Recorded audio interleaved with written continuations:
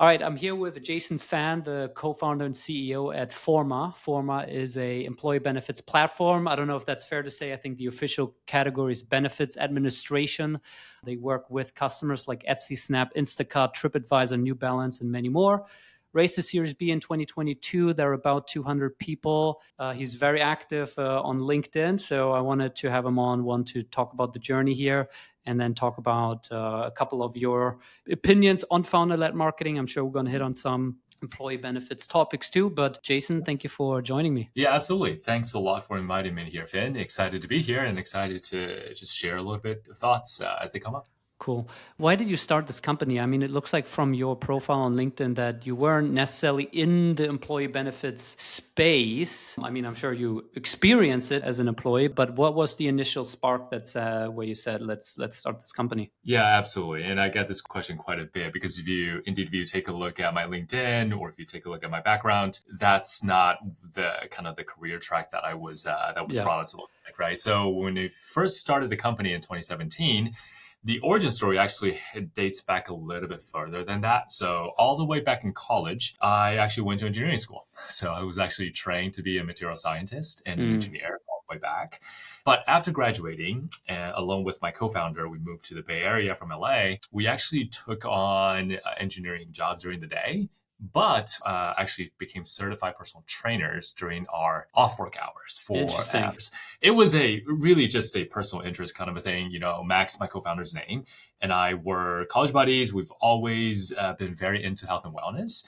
And after graduating college, we just thought, you know what, why don't we just get certified? We already have a lot of the knowledge. We were training friends and family, mostly for fun, pro bono, just something that we enjoyed. We got certified. And it was actually through that angle, the general more health and wellness angle, that we got introduced to this very interesting world of employee benefits, right? Started going down a little bit of that rabbit hole. We noticed there's just a lot of needs unmet. Benefits world tends to be a very top-down driven sort of a process, and that doesn't really do in the employees, right? The end consumers of these programs that much favor. Right. So that's actually how we got started, how we got introduced to the industry. And fast forward 8 years later, here we are, hoping to make a dent in the very generally speaking archaic industry.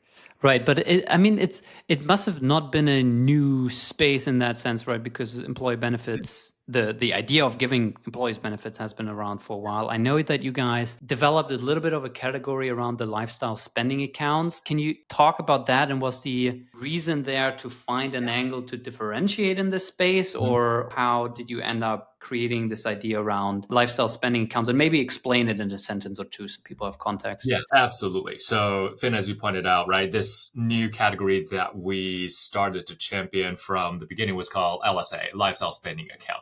And it originated from the fact that, you know, when we take a look at employee benefits, just like you said, this industry has existed for, God, decades, right? And it has evolved a little bit, but really not too much. It's just the industry in its nature that just moves pretty slowly. But over the past decades, what the employee benefits industry looks like, it's a very top-down driven process, right? What I mean by that is, generally speaking, when HR leaders get a budget approval, right, usually on a yearly basis, what they do with that budget is they do everything in their power to understand what the employees' needs are. Sure. It could be surveys, it could be through past data that they have collected, all that stuff. And then they just go out there and try to put together a benefits package by starting to buy, hey, I'm going to buy program A from this vendor, program B from this vendor, program C from this vendor. Now, you can imagine when a small HR team is trying to procure and put together a package for hundreds of thousands, right, of employees around the world, all coming from different background, different age group, have different career path, might have a different family plan, for example. It's nearly impossible, right, for them to put together a package on a centralized basis that works for everybody. It's a one-size-fits-all approach. Exactly right. Very one size fits all, very top down driven. And we noticed a lot of problems, right? Because the programs aren't really used. Employees complain, they ask for more things, budget goes up every year. And there's always tension between finance having to fund more programs and HR trying to do more, but they really can't. So Yeah. this like nobody wins really. Like finance doesn't win, HR doesn't win, the end employees, right? The group that Yeah. this budget is supposed to serve definitely does not win. And so we started asking the question, well, that's crazy because this is a really sizable budget pool, right? Like, so what is going on here? As we start looking into it, we actually identify, oh God, in this industry, the problem that people thought that existed was we need more programs, right? We need more bandwidth. We need to take care of employees more. We need to give them more. We need one more program here. We need more variety that has a good intent, but it's really hard to happen. Yeah. Given that you have a constrained pool of budget. So we thought, why don't we think about this format to sort of reverse it, right? That's how we actually got into the LSA industry. When we first started 8 years ago, Finn, LSA actually wasn't a name. It was actually not a thing. It did not exist back then. We just had a simple concept. Why wouldn't we give the decision-making power back to the employees, right? This program, this budget is designed to help the employees at the end of the day. Why are HR people choosing this program on behalf, right? That's the problem. That's where the core of the problem is. So LSA in its essence, it's a delivery method to make that happen. Give the decision-making power to the employees. The way it kind of works very quickly is think about it as a pool of funds, right? The pool of funds that otherwise would have spent by HR anyway, given to the employees. Now, it comes with some strings attached. And so it doesn't mean that employees can do whatever they want with it. The HR team still can design the specification around this so the employees are spending it at the right places, right? In the way that reflects the company's benefit strategy, so to speak. But at the end of the day, we're treating employees as responsible adults, as consumers, and they can use that budget as long as they stay within, right, that confinement on the type of programs that they actually find meaningful, right? And actually use based on their lifestyle.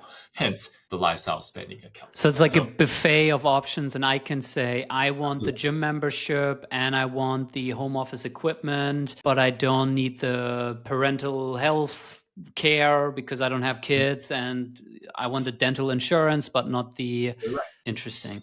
Yeah, Finn, absolutely right. So it's in a way that balances the two parties, right? For HR professionals, it still gives them the chance to be able to control, right, what goes into the program. But the ultimate beneficiary of this are the employee base, right, who can actually use the money at the most important places. Now, that money would have been wasted in the other way, right? It's the same pool of money, exactly the same money that you would have spent regardless, now going towards categories and programs that people actually use. Did you start Forma with that insight already, or did that insight come after starting the company? Oh, that's a terrific question, Finn. It was a bit of both, right? And I still remember when we first started working with our first top 10 customers, maybe this LSA concept wasn't as robust as it back then. It didn't really exist back then, right? But when we hear our customers and our employees, the customer interviews that we did back in the day, the problem statement being described to them was very, very consistent, right? HR will come like, well, guys, I mean, I'm trying my best, right? I'm trying to use the budget that I have. I'm trying to take care of the employees. This is what I'm hearing, but it's hard, right? It's hard. It's also almost like an infinite amount of options out there. Which one am I going to choose on behalf of my people? On the other side, the employee's point of view is very clear. Come on, I just, this doesn't apply to me. What are we doing here? Sometimes they're in that mindset without even knowing how much budget actually goes in to this program. So it actually, after a couple of those conversations through a period, it became pretty clear that the way to solve this problem was this, right? Via a spending account that the employees could use, that the employer can fund. The name was more or less applied to it retroactively. Did you guys coin the term, or did it already exist? So we were very focused on the term lifestyle then. We started calling it lifestyle benefits. So that's one of the key terms that we championed. And then gradually people would apply, oh, well, it's a spending account, right? It's an account that an employer created. Spend, and then we started to default into this term lifestyle spending account. So I like to think that we contributed to it a little bit, but the industry kind of defaulted on this term. Interesting. I mean, one thing that strikes me as an outsider, it's almost surprising that this seems so obvious that you want to just give people an option of, hey, I want this but not that, and I want to create my own package.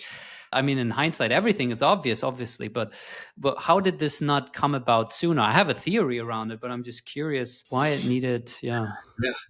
Finn, I hear that even from the HR professionals that I talk to from time to time. Talks about, hey, have you heard of this concept, LSA? It's like, yeah, Jason, you know what? This feels natural. It feels right. Like, why haven't we thought about it in the last couple of years? So I just want to put it out there. Like, he's not alone. Like, even people who have been living and breathing this industry for decades, for example, have that feeling, right? Because it's a sound like, why wouldn't we, right? Make this budget go further, go for the employees that ultimately this budget is supposed to serve. I think there are a couple factors at play to answer your question directly. One of them is just the nature of HR as an industry, benefits as an industry. It has been very slow moving. This is the kind of team that typically doesn't get a whole lot of love from technology innovators. That's actually one of the reasons I take a lot of pride in what I do, right? I get to actually bring innovation to a group of people who has been underserved for a long time, where their voice may not be heard by the even other teams within the same company, right? As much as, for example, your sales team, your marketing team, for example. The other reason was there was the last couple of years during the global pandemic, COVID, when that hit, it just reached call it a feverish tone when it comes to like new programs being introduced. Like HR were rushing to the front lines. Oh my God, there's a huge world event. What do I do, right, to support my employees? Yeah. Started to add on programs at a exponential, right, time and scale compared to what they were doing before. And that got out of hand very, very quickly, right? So it's also a little bit of HR's own doing that, oh my God, I made this into a monster now. How do I think about unwinding it? This starts to become more and more clear. And I wonder also, I mean, this is just my initial guess, that it has to do with you can't just talk to the HR professional, because the HR professional, they will be used to the way things are done. And as you said, they will be caring about, hey, we just need to offer more and more and more. And you need to actually go speak to the employee to understand the real issue. And maybe if you're an HR software provider who sells to heads of HR, your incentive is to just talk to the heads of HR and not to the employees who end up benefiting or not benefiting from the solution. Yeah, Finn, you're absolutely right. I think about it as a two-pronged approach, right? Where we absolutely need to talk to HR people as a decision maker. But before we can get to that point, Finn, you're absolutely right. Show them proof, right? Because you think about these HR professionals, their day-to-day is they're people's people, right? They're interacting with you.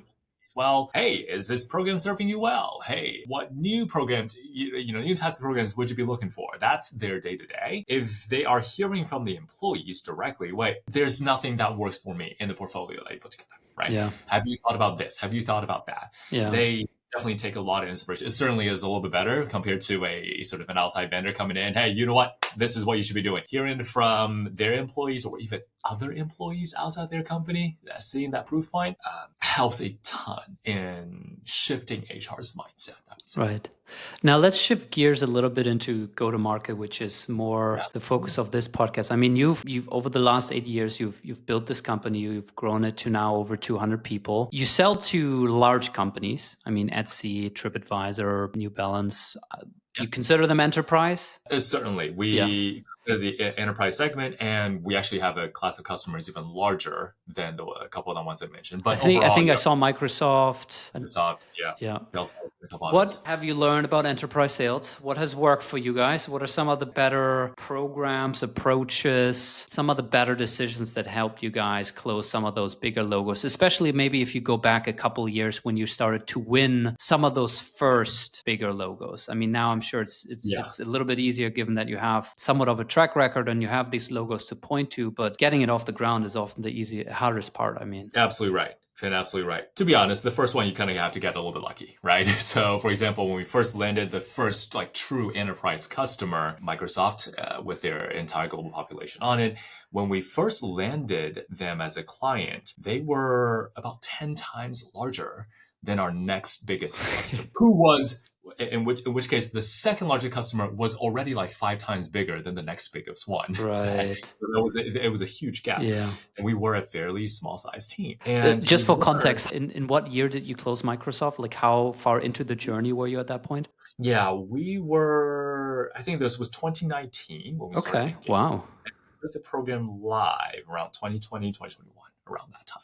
So it was probably about 2.5 years in, and they've been a happy customer for the last 4 years. So nice. worked pretty Wait, well. you were saying that the sales process took from 2019 to 2021? Oh no, sorry. The sales process was happened throughout 2019, Yep. and then we put the program live on like more countries came on, international countries, US, throughout 2020 to 2021. Got it. Okay, interesting. And so how did you get into that customer? Yeah, I mean, in fact, you know what? This is probably one of the key points I wanted to mention, which is enterprise sales really is a team sport, right? And if you talk to any sort of really, really good enterprise sales professional, they'd probably tell you the same thing. Of course, we didn't know it back then, right? Because we were very early in the stage, but looking back in hindsight, it was absolutely a team sport. And it even more so in today's world when we're trying to take our early sort of wins and learnings and apply it to what we're doing today. It's absolutely a team sport. I remember back in when we first started engaging Microsoft, it was sort of me and my co-founder Max, right, running at the front lines. Hey, you know what? Is there an opportunity, right? Like, what are your challenges? Let me hear you out. And we noticed it was very similar set of challenges compared to the smaller clients, right? It's very interesting to us. They're 20 times larger than the customers that we typically serve, but they're describing basically the same set of challenges. So we started to think, can we actually support them? Right? But then, as you know, in the procurement team, the IT team, the security team, the HR team, HR services team, HR IT team, it was just a lot more sophisticated as a customer than Microsoft. Their HR team could well be in its own organization, honestly, and it would be a very sizable organization, right? For example. So what we learned very quickly was, hey, we got to go all in. Right? We need the PMs to join the call. You can't just be a PM sitting back the scenes. We need to come in here and really show them how the product works. We need the sales team to help us prepare the team. What are their challenges? How do we show up the right way, right? We need the support leader to come in and say, hey, this is how we support you. I know you are a lot bigger than our next biggest customer, but this is our support agent onboarding philosophy. This is how we're going to make sure that we can meet your demand, right? Like all these things. We brought an engineering on board and say, hey, you know what? This is how we fundamentally rebuild the technology that looks so different compared to what you're doing right now. This is why we can make you successful. It was absolutely a full team sport. We had, I think that you might find this interesting. We were a team of roughly 20, 22, probably 23 people. And the entire project team that were brought in from the Microsoft side was over 30 people. From procurement, different parts of HR, different parts of IT, different parts of security, and we're like, guys, we need everybody to step up here, right? We all have a role. We all need to show up. All need to be prepared. That was a kind of like a mini version of the process that we run today. We didn't even know. We just kind of rushed to it. Everybody stepped up, and we just early stage company. We're gonna make it work. But it was a thrilling experience, right?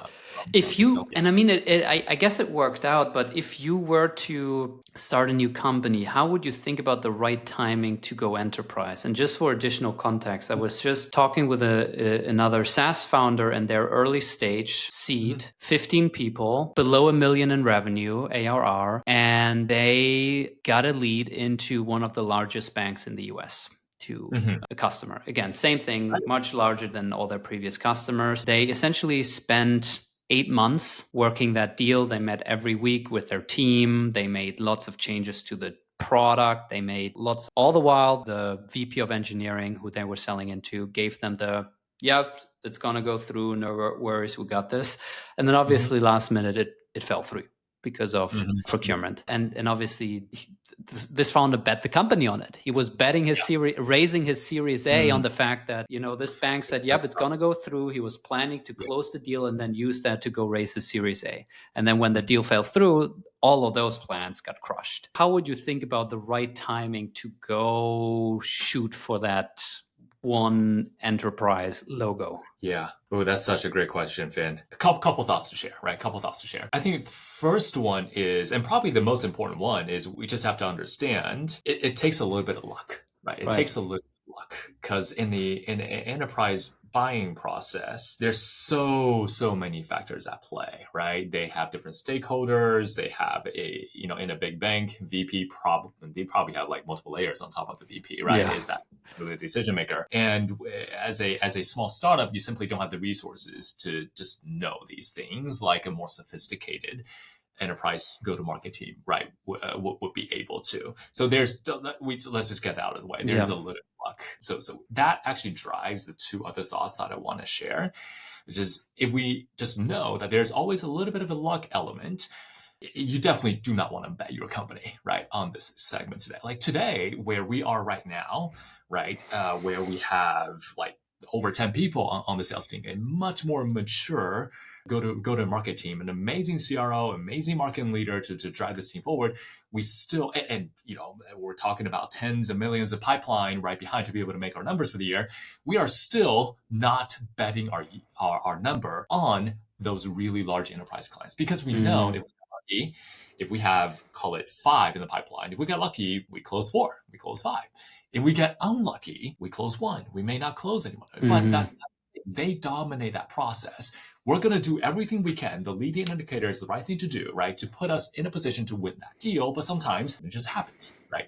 So that's the most important thing to do. You never want to bet your company on those, call it whale and like ultra large enterprise accounts, where instead you should just focus on the building a very momentum and a repeatable process, measurable pipeline, and ability for you to forecast effectively the kind of segments that really drive your core business. Maybe it's a smaller end of the enterprise. Maybe it's commercial, for example. Depending on that, that's how we categorize our pipeline, by the way, but every team will be doing it a little bit differently. But I think predictability, especially at the Series A stage, go prove that out. Right, go prove that. At least early signs of predictability. You don't want a one ultra account to dominate your fit. So what I'm hearing practically, what that means is focus on selling into the mid-market. And then what's the right side? Because I'm also thinking, okay, it totally makes sense to not bet your company on trying to win that one large customer, but they suck up a lot of your resources. So if you have a team of only 15 or 20 people and let's say you only have one founder, you don't have 3 co-founders, it might just be a full-time job for 15 people to try to win that enterprise customer, including all the product changes you got to make. So how big do you got to be focusing on mid-market so that then you can say, all right, let's allocate all those time and energy and team resource into trying to win this customer, knowing that they might totally not go through at all? We probably had like 2 months of debate and back and forth within our team and with our board on whether we should even take on Microsoft as a client. And Finn, to your point, exactly because of that. Like the gravity of these enterprise clients are so big, they may pull you, maybe not off track, but it will definitely pull you in a certain direction. Sure. Right? So, and to this, unfortunately, and I have to not a very sort of specific yes or no, black and white answer. It really depends on your product, on the industry that you serve, on the challenges that you're solving for the customers. But I think there might be 2 different things that you can think about when you sort of work through this. Like, should I go all in versus should I stay on course? When we develop a certain set of features, or a product, a feature, an enhancement, right, on our, I'm assuming, software products, there's always like actual product engineering and product capabilities that we deliver, features, right, that we deliver to the customers. There's also a bunch of just around like the system engineering, system features that we develop, like single sign-on, security and compliance, or HIPAA compliance. Say SOC 2 compliance, is like a bunch of these things, like roles and permission, for example, that the enterprise customers want, that mid-market customers probably don't care about as, right? Like accessibility, for example, a bunch of other things. Now, it's very important to separate the 2, because I think we can make a fair argument that if the enterprise customer, right, versus the mid-market customer that we're serving well today, the only difference are these sort of system-based enhancements that we have to do, like better sign-on, right? Better file processing capability, better security, better control. We can make a very sound argument that these enhancements, once we make it, they not only would benefit, right, the mid-market customer, it will benefit future enterprise customers too. Yeah. In which case, I think we can maybe think about carving out a portion of the team that works on that.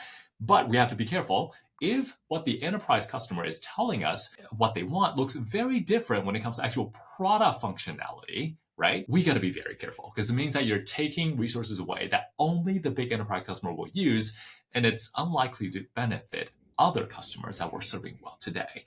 That we got to be very careful. And for us specifically, I mentioned right just about 5 minutes ago, The challenges that Microsoft had actually looks eerily similar, and we were surprised. I mean, oh, it's the same set of challenges that everybody else is talking to us about. It's just at a different scale.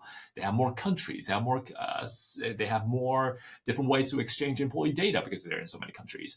But the core problem they're solving for, they're complaining about, is exactly the same. That's why we decided to approach that opportunity. How do you think about how to win in this environment? And just to preface it, obviously, there's a whole boom of AI. It's become much easier to build products, spin up products. Obviously, SaaS is a much more established just business model. There are more and more SaaS companies spinning up. Economic conditions are obviously different to, let's say, 2021. How do you think about what are the core pieces that it takes to win as a company? Finn, I think we should go back and take a look at the fundamentals, right, of a good and solid go-to-market motion. And it starts with, from a point of view, are you solving the customer's problems, right? Because that no amount of process optimization will make up for that if you're not solving a real problem. And if you are, you build around it, right? You're solving the problem, like, how can you articulate the customer problem very clearly, right? Can you trace it back down to what they are doing today? How much money are they spending today to solve that problem, right? Can you trace it back down to the negative case where if they are not solving this problem well today, what are the consequences? Is there a cost associated with it? And you probably can hear this as going on. It's just like, can we actually build up a very solid ROI case around the challenge that you're solving for, the before and after, like, right, lead the horse to water kind of a situation. Like, what is that much more beautiful future, right, that you can help them achieve? It's not easy, but if you can build a story around it and actually put numbers around it.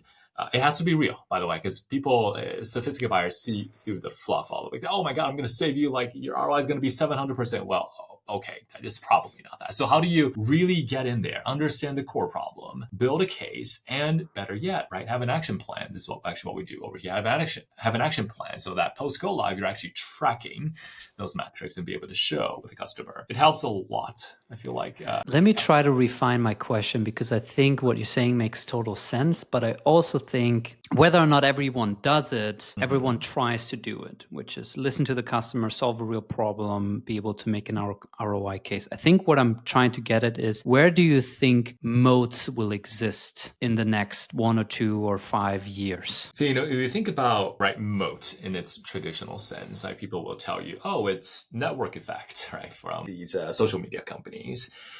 It could be being the system record, right, for a CRM, for an HRIS, for an ERP company, like the couple. We have a lot of examples. Right, in the HR space, it could be like that. But that only applies to a certain class of products in a company. And it's I've actually struggled with this a little bit earlier on. It's like, well, how do we tell our moat story, right, to investors, and how to invest in it? Like, there will be, and people have, like, these traditionally defined moat categories. Yeah. Part of the thing that I've realized, and I've seen the good side of it and also the slightly bad side of it, is I actually believe the end experience and happy customers becomes your moat at the end of the day, for a lot of application that's out there, including a part of us. And by the way, you're absolutely right that, people out there, everybody's going to try to build up an ROI case, right? Everybody will try to do that. Everybody will try to follow sort of best in class processes. I feel like customer experience, member experience, at the end of the day, raving happy customers is one of the most defensible things that one can have. And I actually learned this from one of our investors who led our Series A. And they've also, from their point of view, they've also seen companies through different generations. They've been doing this for a long time. And that's the one thing that we come back to. Like, how do we build the best experience possible that customers will rave about, that they, and reflected in things like NPS, right? Things like referrals, right? And things of that nature. And how do we build something that is just very sticky, that people use, that people cannot do without? I think that's one of the powerful things that doesn't fall in the traditional, right? Traditional. Would you that nest under brand or product? A little bit of both. Yeah. A little bit of both. So how do you think about creating a delightful experience to customers that they rave about? What are those ingredients? Yeah, we have to say, in our industry, we have a little bit of a low bar to clear, right? As I mentioned earlier, like HR as an industry has been something that just historically has not gotten a lot of love in the past. So our bar to clear is fairly low. But when it comes to building a delightful product experience, I don't think there's any magical new things I can provide other than, listen to the customers, right?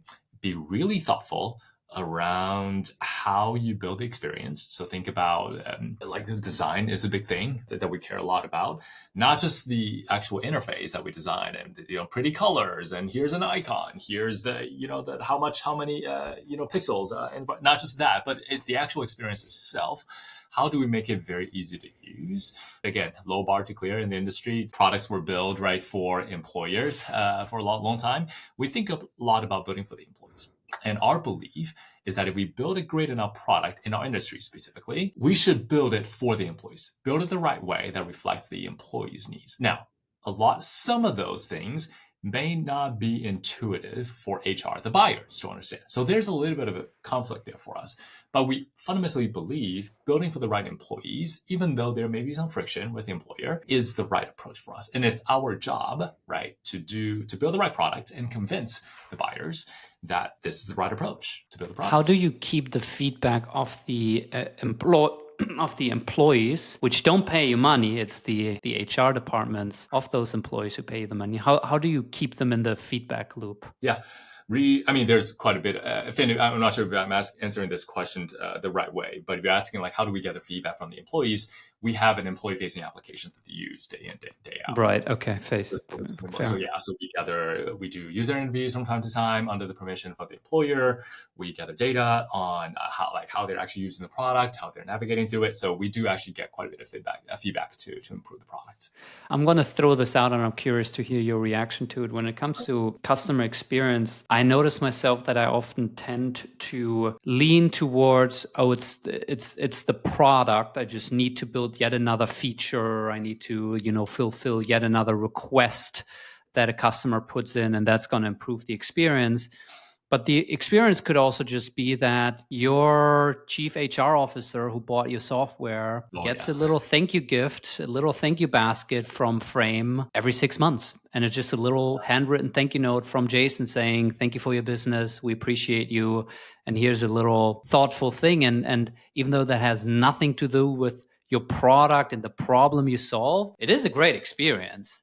And that chief HR officer is probably, be a little bit more accommodating and a little bit more lenient when it comes to certain things with a product not being 100%. Let me make sure I'm getting this question correctly. So you're saying, like, how do we balance the weight of the voice of somebody who is higher up that may not be? Is that what you're asking about? No, it's almost like it's just when you say the user experience, I think especially technical founders tend to think, oh, I just need to add another feature to my product. And I'm saying maybe that's not at all what you need to do to improve the customer experience. Maybe you just need to send them a handwritten note saying thank you for being a customer. And that's actually a bigger lever to improving the customer experience. Yeah. I know exactly what you're talking about because it comes up from time to time. Probably the first question I would want to think through is, so we have a problem, right? We have a challenge. It could be a user challenge. It could be from the admin side. It could be from the employee side. And the first question I would ask is whether that is the right move, right? Whether it's the right change for the customers. The answer may be yes, which, hey, it would benefit all the employees, it will benefit the customers, this is the right thing to do. Then, of course, like easy answer, let's go. Through. But I think then what you're asking for is some of the more like, should we actually build it? It may be a little bit more controversial. It may not be the right thing. We may only be hearing this from one customer who's very loud about it, right? I think this is what you're referring to. Now, if we're in this, we're like, okay, this is just not the right thing to build. I think we have to base our decision on whether that's the right decision for the company, for the business. That ultimately, that's what we should follow. And once we have a clear yes, in which case we go build it, or no, in which case we solve through a relationship problem. There are a lot of ways that we can tackle it, right? And this is up to, for example, the CSM, whether the CSM has a good relationship with the executive buyers, and we can say, hey, like let's take a look at our partnership in a more holistic way. Let's not be laser focused, right, with tunnel vision, right, on this one thing. Let's take a look at partnership on a more holistic show. This is why it doesn't make sense. It could be the PM, it could be the founder, it could be somebody who has a conversation. Again, having a holistic right, conversation with them on the partnership side on, hey, I hear you, tell me a little bit more, and we're able to just handle the objection, right, on that. Now, this is a little bit of a, it then depends on a case-by-case basis. We'll say, though, there's also sometimes an exception when there's a really big one. They just, well, hey, guys, if it's this, it's a hard requirement. We don't do it, we can't. Then it becomes, again, overriding a business decision that we make. Yeah. But typically, I do believe fully how we make this, at least within where we can control, it needs to be based on whether this is the right move for all the customers and the members. No, it makes sense. If you were talking to a SaaS founder who's starting now a company in the HR space, or maybe they started it a year ago, they raised a seed round, what are some of the things you wish you had known back in 2017 that you wish now that you would, impart onto that new founder? Things happen slower in the HR industry just because of the nature of the industry itself. But it's one of those, it's a fascinating industry where they have been underserved for a long, long time. If you find the right place to develop, almost all of the things that HR do are must-dos, right? They're doing it to stay compliant. They are doing it to follow the rules. They're doing it so that they can hire people. There are a lot of just hard, call it must-haves, right, in the industry that are understood. There's plenty of opportunity to come in here, right? A little bit slower, so you got to be careful. Like, how do you plan out your go-to-market strategy? How do you make sure that expect things to materialize over time? The timeline is longer, but extremely sticky. And that's because once you get in, you get their trust, they like you, and you stay for a long time, right? So it's I would say it's a higher bar to entry, a bigger hurdle to cross. Plus, when you cross over to the other side, it's a very, very interesting place to build. So I would encourage anybody who's looking at the HR industry. It may not be as, call it a sexy industry as building for AI application, right, in today's world, but it's a great place to build. And there are a lot of hungry customers looking at new solutions. How do you think about AI, FOMO, integrating AI into your product? It seems like you kind of have to now. Like, how do you prioritize? Should we do something with AI? To what extent, etc.? Yeah, the probably two things I can share here. One is that we're no different from anybody else because there are actually indeed a lot of great AI applications, right, that can actually improve the customer experience. It could be a very common use case, right? On the support side, how do we deflect tickets? How do we directly, right, instantly surface the right answers and the right information to our users? It could be also a couple of different use cases that we're looking at internally. It could be automatically, right, parsing through the employees' claims data, for example, something that we're looking at. So there are a lot of different applications, but we try to the best of our abilities to go into the fundamentals of the problem. Like, is this a good business problem for us to solve? There are a lot of AI applications that are actually great, but are these the right problems to solve? That for sure is one very important point.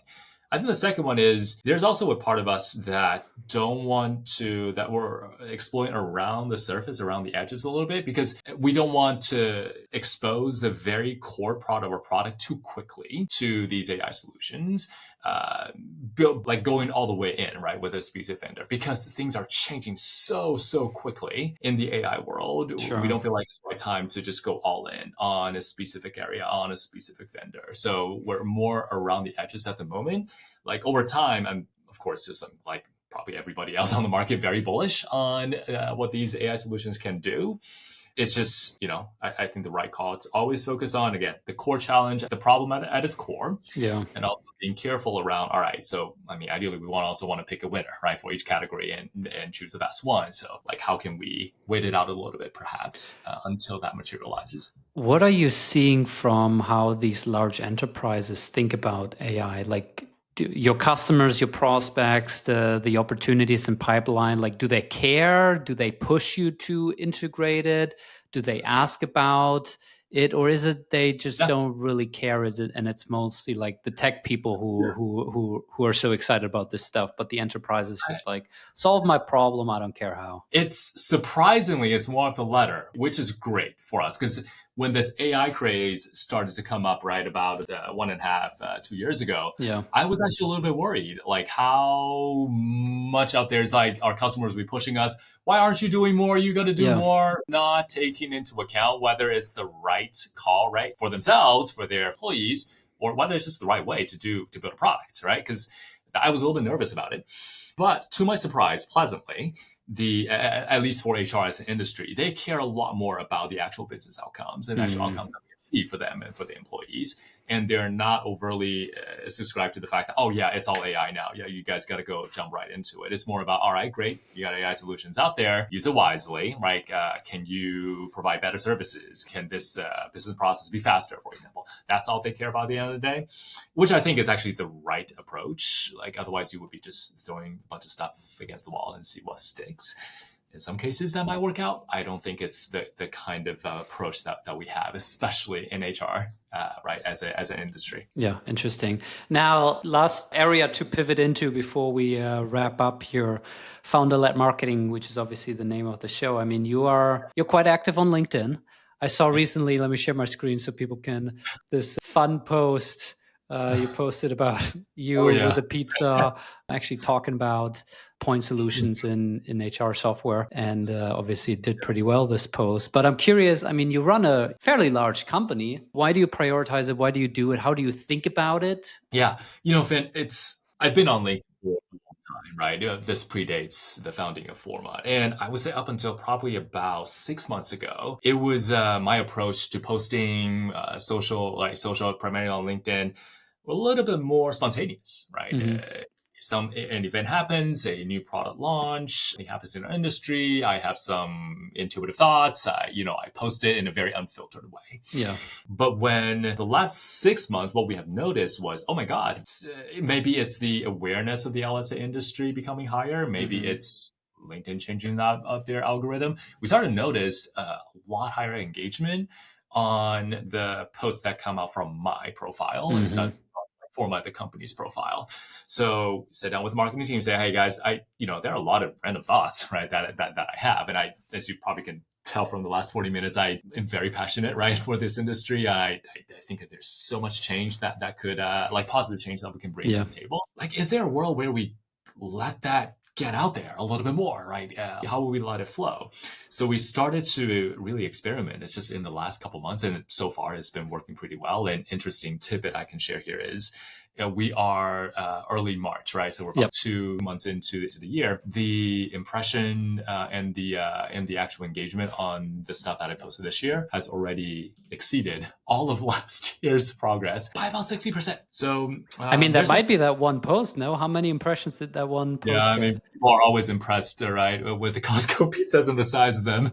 Yeah, but that's kind of like the goal, which is I've always had these thoughts in my head, but now there's I guess some people on the marketing side helping me, hey, Jason, how do we tie it, right, to the company strategy? So what's the process? So the process looks like a little bit like this today. That by the way, this is an iterative approach, so things might change. But for now, I have this little process I have just whenever I have a thought, I feel like, hey, you know what, this could be interesting. Maybe it's got prompted by us working on a new product, a new feature. Maybe it's I met somebody, had a conversation at an event, right, at a conference. Maybe it's just, I don't know, a HR thought that I wanted to share with somebody else. I send it via Slack to the teams like, hey, folks, like I feel like this is a great topic. Here are a couple bullet points I would love to share with the world. This is how I'm thinking about it. And I get a couple amazing folks on the marketing side. Basically, it becomes a sounding board for me. Like, okay, great. Have you thought about this? Have you tied it to this? So we can expand upon that a little bit more. And then I usually take the first pass at the draft. They help me with, and the ChatGPT is very helpful these days. Grammatical corrections, and we try to brainstorm on like what is a good visual to associate it with it. That Costco photo it was actually a joke that I showed people, but you know what, it could be a great addition to this post. That's how we take a very sort of try to get more people into the creative process. And is this to you brand awareness? Is this demand gen? Like, how do you think about this? Awareness first and foremost, for sure. That will be our goal. And you have to appreciate the fact that, Finn, this LSA as an industry is still very new, especially in HR's sort of life cycle, extremely new, right? This term only started to come into the market about 2-3 years ago. Yeah. We've been doing it for longer, right? But it's a new term. So for me, it's all about spreading the awareness, educating people, being a thought leader in this space, because there's still so many prospects and customers out there who don't even know what this is yet, right? I think it's a very effective way for me to be the champion, right, for that voice. And it's a way for you to own the conversation, right? Because when you create a new category, first of all, you need to educate people around what this is and what you mean and what the definition of it and what the downstream implications are. But also it allows you to own the narrative around why this matters and how it matters and why you created it, rather than hoping that put out some messaging on the website and then the industry immediately understands what you mean with all of this.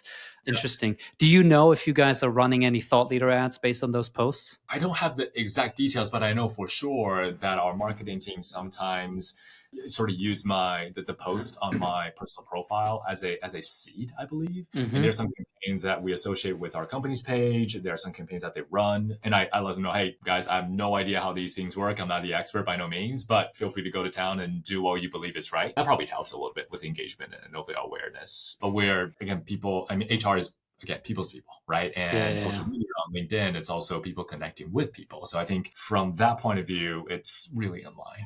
Right? There's really interesting opportunities with this. I mean, obviously, I'm really excited about this, but I see a lot of companies having success with taking the best posts that already organically did well, put them into thought leadership ads, where it's essentially like a boosted post for LinkedIn. You can run them towards your target accounts. And then what the LinkedIn ad manager gives you, it actually shows you account engagement. So you can see Microsoft, 7 people clicked your ad, 8 people visited your website as a result of that ad, and then use that information to almost prioritize what account do we prioritize next, go outbound to, etc. Super interesting. Jason, thank you for coming on. I know that we went down all kinds of different rabbit holes and all kinds of different tangents. It was super interesting to hear about your journey and how you think about selling into the enterprise and how to prioritize product changes, and then your take on founder-led marketing, obviously. Any last thoughts? Anything you wish the audience knows about you or knows about Forma? Any last thoughts that you want to share here before we wrap it up? It is to reiterate one more thing, right, Finn? It's HR is a fascinating space. So for any entrepreneurs thinking about getting into the space, highly encourage you to. This is it's a fun time. Why would you encourage people to become potentially competitors? Don't you want the space to be nice and? Okay. You want great point, Finn. Great point. So stay away from the LSA space overall. Yes. But overall HR, there's a lot of exciting things. It's a archaic, it's slow moving, but stay away from LSA. There you go. That's better. We fixed it. All right, Jason. Thank you for coming on. I will link both your LinkedIn profile and Forma's website in the show notes. So if people want to check that out, they definitely can. If they want to follow your journey on LinkedIn, they can. If they want to actually look into flexible employee benefits and the lifetime spending account concept, they can do that too. So thank you for coming on, Jason. Yeah, Finn, thank you so much for hosting. Really appreciate it. Had a lot of fun. So thanks a lot. And hopefully this was informative to everybody else.